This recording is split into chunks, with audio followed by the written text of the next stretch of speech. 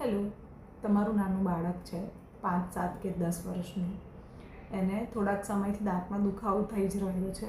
તમે જાતે એને ઘરે દવા આપી જ રહ્યા છો કે દુખાવો બંધ થાય, પણ ફાઇનલી એક દિવસ એવો આવે છે કે બચ્ચું સ્કૂલેથી ઘરે રડતું આવે છે કે મમ્મી આજે હું ટિફિન પણ ના ખાઈ શક્યો કેમ કે મને દાંતમાં બહુ જ દુખતું હતું. અને ત્યારે તમને થાય છે કે હવે તો દાંતના ડૉક્ટરની મુલાકાત લેવી જ પડશે. એ સંજોગોમાં તમારે કઈ વસ્તુ ધ્યાનમાં રાખવાની છે, આવો આપણે જાણીએ આજના વિડીયોમાં. આજકાલ ઘણી જ બધી સ્કૂલોમાં ડેન્ટલ ચેકઅપ ઇન્ક્લુડેડ હોય છે. વર્ષમાં 1 કે 2 વખત અલગ અલગ ડેન્ટલ ક્લિનિકમાંથી ડેન્ટિસ્ટ અને એમની ટીમ આવતી હોય છે બાળકના દાંત ચેક કરવા માટે, અને ત્યાંથી જ તમારી પાસે ઘરે એનો રિપોર્ટ કાર્ડ આવતું હોય છે કે તમારા બચ્ચાને આ દાંતમાં તકલીફ છે કે આ રીતનું સારું છે. એ બહુ જ સારું ઇનિશિયેટિવ છે. તેમ છતાં અગર તમારા બાળકને કોઈ પણ તકલીફ થાય છે અને તમારે ફાઇનલી દાંતના ડૉક્ટર પાસે આવવું જ પડે છે, તો સૌથી પહેલાં કોઈ પણ જાતનું વધારે પડતું પેનિક ના કરશો. તમારા બાળકને તમારે કોઈ જ એક્સ્ટ્રા ઇન્ફોર્મેશન આપવાની જરૂર નથી કે ત્યાં આ થશે કે આમ થશે કે ડૉક્ટર ઇન્જેક્શન આપશે, નહીં. તમે પોતે કામ રહો, બાળકને એવી રીતે સમજાવો કે એ દાંતના ડૉક્ટર છે, આપણને દાંતની તકલીફ છે તો એ આપણને હેલ્પ કરવાના છે, એ આપણને ડરાવવાના નથી. અને બિલકુલ આ જ વસ્તુ થતી હોય છે. તમે અહીંયા આવશો, અમે તમારા બેબીને પ્રોપરલી કમ્ફર્ટેબલ બનાવીશું, એની સાથે વાતો કરીશું, એની પાસેથી ધીમે ધીમે જાણીશું કે એને ખરેખર શું તકલીફ છે, અને એ પછી અમે શાંતિથી એનો ચેકઅપ કરીશું. જરૂર પડશે તો એના દાંતનો એક્સરે પાડીશું. એ પછીથી બધી ટ્રીટમેન્ટ પ્લાન નક્કી કરીશું, તમને સમજાવીશું, તમારા બાળકને સમજાવીશું, અને જે પ્રમાણે બાળકની મેન્ટલ પ્રિપેર્ડનેસ હોય એ પ્રમાણે પછી ટ્રીટમેન્ટમાં અમે આગળ વધતા હોઈએ છીએ. તો ડરવાની કોઈ જ જરૂર નથી, બહુ જ સિમ્પલ છે. એક વખત તમારા ડેન્ટિસ્ટની ઓફકોર્સ મુલાકાત લો, એ શું કહે છે, તમારા બાળકને શું તકલીફ છે એ જાણો, એના પછીથી જ આગળ કોઈપણ જાતનો નિર્ણય લો.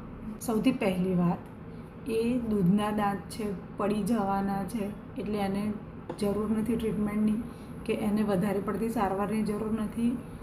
આ જે ગેરમાન્યતા છે એને પહેલી દૂર રાખો. હા, સાચી વાત છે કે દૂધના દાંત છે, પડી જ જવાના છે, પણ અત્યારે તમારા બાળકનો ગ્રોથ પીરિયડ છે, અત્યારે જે નવી વસ્તુ ખાતા શીખી રહ્યું છે, અને એ સંજોગોમાં તમારા બાળકના દાંત બિલકુલ બરાબર હોવા અત્યંત જરૂરી છે. બાળક અચાનક ખાવાનું છોડી દે છે, રિપીટેડલી એકની એક જ વસ્તુ ખાયા કરે છે, તમને એવું લાગે છે કે બાળકનું ખાવામાં ધ્યાન નથી, એને ખાવાનું પસંદ નથી, તમે પીડિયાટ્રિશિયન પાસે જાઓ છો, એના માટે શક્તિની દવા લખાવો છો, મલ્ટીવિટામિન્સ લખાવો છો, પણ છેલ્લે કારણ આ પણ એક હોઈ શકે છે કે બાળકના દાંતમાં દુખાવો થઈ રહ્યો છે, એટલે એ ફૂડને અવોઇડ કરી રહ્યું છે. તો થોડા સમયે તમારા બાળકના દાંત જરૂરથી ચેક કરતા રહો. બાળકને હંમેશા એવું સમજાવો કે દિવસમાં 2 વાર બ્રશ કરવાનું છે, અને તેમ છતાં પણ જો દાંતની કોઈ તકલીફ થાય તો તમારે ડેન્ટિસ્ટ ડૉક્ટર પાસે જવાનું છે, અને એ તમને એનો સરસ રીતે ઈલાજ કરી આપશે.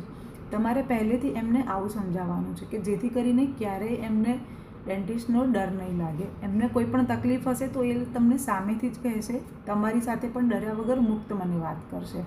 અને આ વસ્તુ ફક્ત ડેન્ટિસ્ટ માટે નહીં, દરેક રીતના ડૉક્ટર માટે છે.